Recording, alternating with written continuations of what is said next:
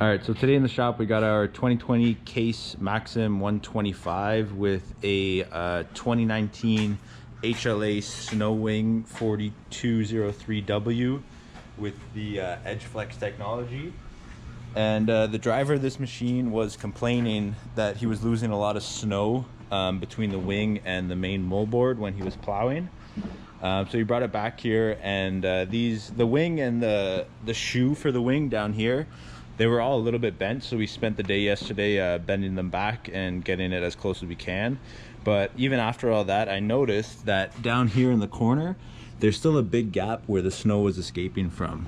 So we got a bunch of Metal Plus plows on some of our other machines, and I know that on the Metal Pluses they have the corner cutting edges, they have a little piece that comes off the side here, and it kind of closes this gap here. So when you're in like a scoop mode on your plow, kind of like this, like it is now, the snow gets contained and it doesn't just slide out through here, through this little gap here. So I was kind of curious, and I decided to go on the HLA website and search up our plow. So if we go here, horse welding, we go to the SnowWing, we have a 42 series, and then we have a 4203W SnowWing, and we have the Edge Flex technology, and then we do the Edge Flex 2020 to present. And if you look on the parts diagram here, they do have a special cutting edge that does go on the corner that has a little metal piece here that will contain the snow. But for some reason, our plow does not have those. We have never changed the cutting edges before on this plow. So for some reason, it must have just not come with these corner cutting edges on both sides of the plow when we got it new. So I went to my local dealer and I talked to them about it, and they had them in stock. So this is what we're going to be replacing today. This is the corner pieces that I was talking about, and you can see this metal piece here that will do a good job closing up that gap and help contain the snow. So we got one right side and one left side, and then we've got 8 of the regular ones that go in the middle. And yeah, we're going to be replacing all that today, and you guys are going to see how that's done. It's pretty simple. There isn't much to it, so yeah, let's get going. All right, so how you remove these cutting edges is pretty simple. You got 2 bolts in the front, and you've got 2 nuts on the back side. I already took them off of this corner one. So once you take the nuts off, this front plate will just slide out with the bolts. Down the ground. You got these little circle washers here, and these are a spacer that allow this cutting edge to float freely inside of here to shape to the contours of the pavement. They all move individually. You got this rubber bushing here that gives you a little bit of down pressure, and then you've got your actual cutting edge. I'll show you how much these cutting edges are actually worn compared to the new one. So if you look at this one compared to one of the new ones,